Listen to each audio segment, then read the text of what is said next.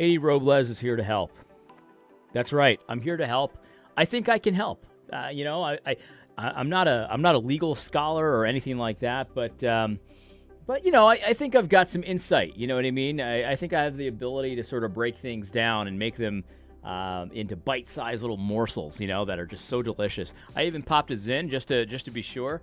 I've been doing spearmint lately. My favorite used to be wintergreen, but I think spearmint might be taking over my number one spot. These are really the only ones I like. Peppermint, it's okay. Citrus, I do coffee too in the morning sometimes when I'm having coffee, but it's really not coffee. It's more like caramel. I don't know. But anyway, I got my Mets hat on, so I'm not kidding. Here we go. I think this is the problem that we're having. A lot of people like to mock and deride Michael O'Fallon, and they'll say things like, you never want us to do anything, except for, so don't do anything except for ask the Constitution into your heart. And they're trying to be funny. It's a joke, but they're trying to get at something true. And I'm not making a comment on that for sure. But this is the reason why they say that. Whenever it's something like, what should we do, right? Because you shouldn't, have a Christian nation. You shouldn't be against the homosexuals because that's the trap, whatever. All this stuff. You shouldn't do this, shouldn't do that, shouldn't do this, shouldn't do that. So, okay, so what should we do? Here's where he comes into play. He'll say things like this. He says, America doesn't need a new founding. That's a shot at, Nate and Josh, of course. America doesn't need a new founding. America needs, here we go, this is what you should do, a recovery and a restoration of our founding documents, along with the spirit and yearning to be free that produced those documents. Now, that's the only part I'm concerned with here, but I'm going to read the rest of it just to give this tweet its fair shake, right? He continues. He says, America would be destroyed by a Caesar. America would cease to be America with an unbound executive. America would be ravaged by a Napoleon. America would be polarized by a monarchical episcopate. The fear and paranoia created by identity politics have overtaken both sides of the political spectrum. Both sides have been lured into a, quote, burn it all down thinking, either by the nonsense of the 1619 Project on the left or the 1945 Project on the right. The calls for a new founding will result in the end of our republic. America will survive if her sons and daughters rise above the polarization, rise above the active measures, and rise above the desire for revenge. America will thrive if we reject the slimy salesmen of identity politics on the left and the right. America will once again ascend to the greatness if our citizens embrace the promise of America. And what seems like a sunset may actually be a sunrise. Eloquent and poetic. If nothing else, you have to admit, Michael O'Fallon is eloquent and poetic. Now, I'm very interested in the first paragraph here. America needs a recovery and a restoration of our founding documents. I agree. And this is the problem that we're having. I'm a Christian nationalist, and I agree with that statement. Now, I've said before, and I do not take this back, that I think the Constitution could be better. I think it could be improved upon. That being said, and I think that it honestly, all it would take is an explicit acknowledgement of the Lord Jesus Christ. I think that would be enough to improve it. But of course, you'd also need the will to carry out, what it says and all of that. And I think that's kind of what he's getting at here when he says, along with the spirit and the yearning to be free that produce those documents. Right. The documents aren't enough. You have to actually have the will to enforce the documents, right? I agree with that, right? So I think the Constitution could be improved upon. But that being said, I think the Constitution is you can work with it. You don't actually have to change it in order to create the future that I envision, right? And that many of us envision. So we're pro-Constitution, right? I agree with Michael. Listen, hear it now. March 20th, 2024, 3:42 p.m. Eastern Standard Time. I agree with Michael O'Fallon that America needs a recovery and a restoration of our founding documents. Our founding documents. What the documents that when we were founded, what they meant when they were founded, that's what we need to return to, because it was good. I think it could have been improved upon, but it was good. But here's where we start to hit a little bit of turbulence, right? This is the part where there's a problem. And I think that this problem, many people have identified this problem, but it continues to be a problem. And here's where we go sideways, because this is also a Michael O'Fallon tweet. And this is the kind of thing that not only Michael says, I'm not picking on Michael. Michael says this kind of stuff, but lots of other people say this kind of stuff as well. And these two things are not compatible, where we need a restoration and a recovery of the founding documents. But then he goes and says this. He says, if the United States comes within a mile of enacting blasphemy laws, it will cease. Man, the Zen just got me there. It will cease to be the United States. Excuse me. Wow. Hold on a second. I need some water. I didn't have any water, but I got this zero sugar body armor. So there you go. There you go. Zen turned on me. Anyway, where were we? Yes. If the United States becomes within a mile of enacting blasphemy laws, it will cease to be the United States. And here's the thing. A lot of people, when they see this tweet, they'll respond to it and say, you got to consider God's law more important than the Constitution and that kind of thing. And I agree, that's definitely true. But the problem is that I agree with Michael's tweet here about the founding documents. The problem is Michael seems to contradict himself here, because the founding documents have absolutely been understood at the time, but also since then, that they allow for blasphemy laws. In fact, many of the states that ratified the Constitution had blasphemy laws and continued to have blasphemy laws.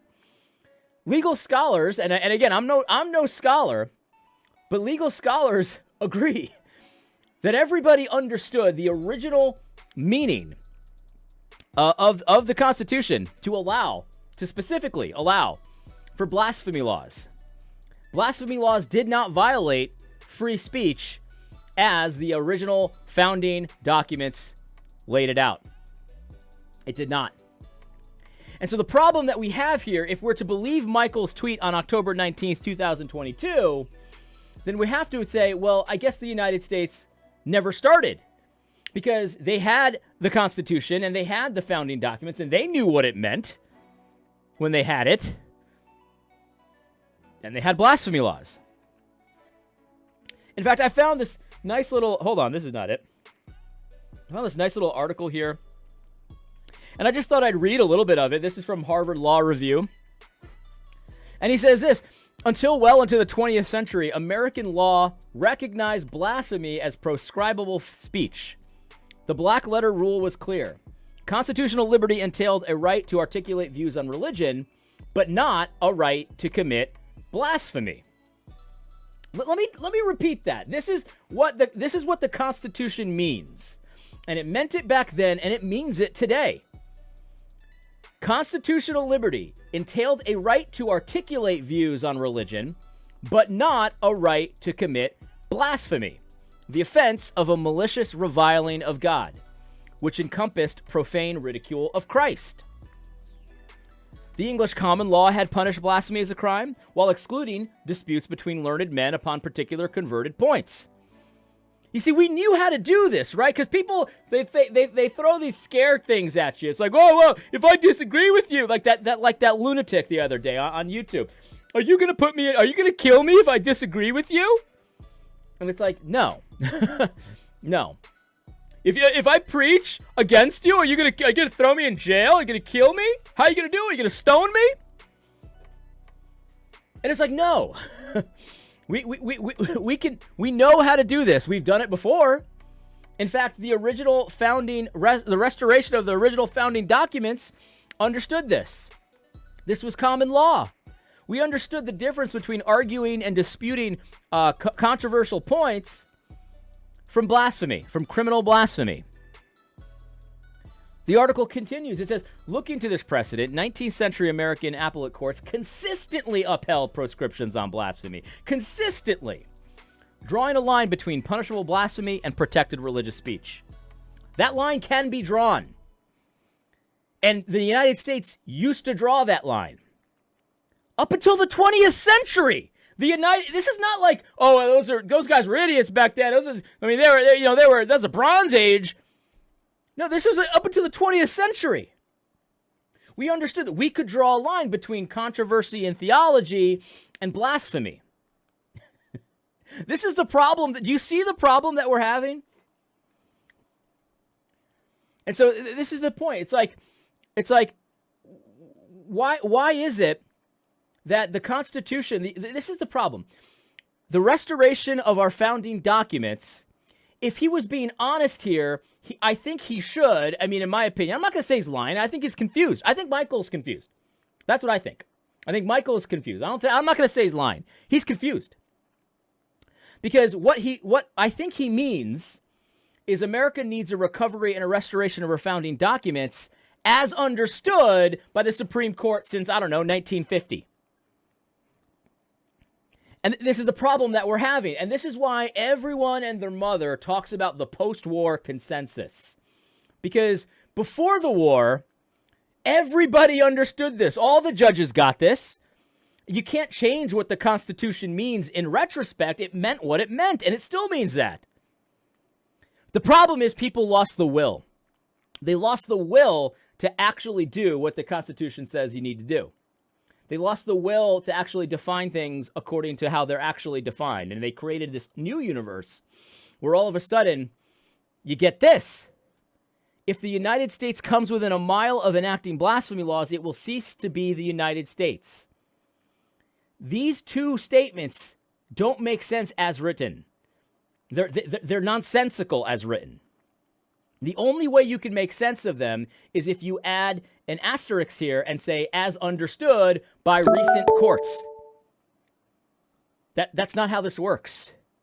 If we're going to recover a restoration of our founding documents, it's the founding documents. We're not going back to 1950 to see how they understood things. That's how we end up with this trans insanity. That's how we end up with DEI. That's how we end up with civil rights that try to force, bakers to make cakes for gay weddings. That's how we end up with all this stuff. And so it has to actually be a restoration. I agree. A recovery and a restoration of our founding documents. I agree. But I don't want the asterisks there. I don't want the asterisks there. I want the actual kind of free speech where we could make a distinction that says, you know what? The free speech that we were talking about is not about reviling Christ. It's not about ridiculing Christ. That's not allowed. That's not the kind of free speech that we're enacting here. You can debate religion. You can debate points of Christian theology if you want to. But we're drawing a line between there's certain kinds of blasphemy that's punishable, and then there's disagreements that we don't consider blasphemy according to the law. Now, in the religious life, we might consider certain things blasphemy, but we can make that distinction. And that's the future that guys like me envision, where we can make distinctions, we can hash this out. It's not really new territory. It's territory that we used to understand, that everybody used to understand before 1950 fried people's brains. And I know this goes against everything you learned in elementary school, because me too. I'm not talking to Michael here. I'm just saying in general, my audience. That's what I learned, that blasphemy laws were the most backwards thing and evil thing imaginable. I'll tell you what I didn't learn. That everyone and their mother understood that blasphemy was not a part of free speech. All the states knew it. The states wouldn't have ratified the Constitution if it prohibited them from enacting blasphemy laws. Some of these states had established churches. And this is the thing, I could easily see Michael saying, if the state has an established church, it ceases to become the United States. It's like, again, it's the same problem. It's the same problem. Here's the same Harvard Law Review, the conclusion. In proscribing blasphemy, 19th century Americans did not flout constitutional guarantees of free speech, free exercise, and non-establishment. Rather, they conceptualized those guarantees in a way that permitted blasphemy laws. Free speech and free exercise forbade the government from punishing serious and contentious discussions of religious topics, but anti-blasphemy laws, which targeted only the malicious reviling of God or religion, did not prevent discussion of any subject or the propagation of sentiments. Now, some of my side might want to make that stronger, but the point is that blasphemy of Christ should not be allowed in our republic. And so Michael's statement here is wrong.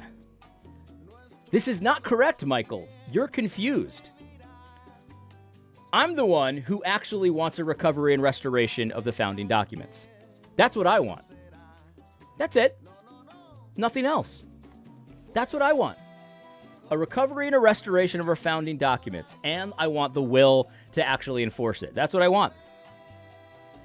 What am I missing here, Michael? That's what I'd like to know. You're a smart guy. You're a smart guy. Of this, I do not deny. Tell me what I'm missing. Because, guys like us, we're confused.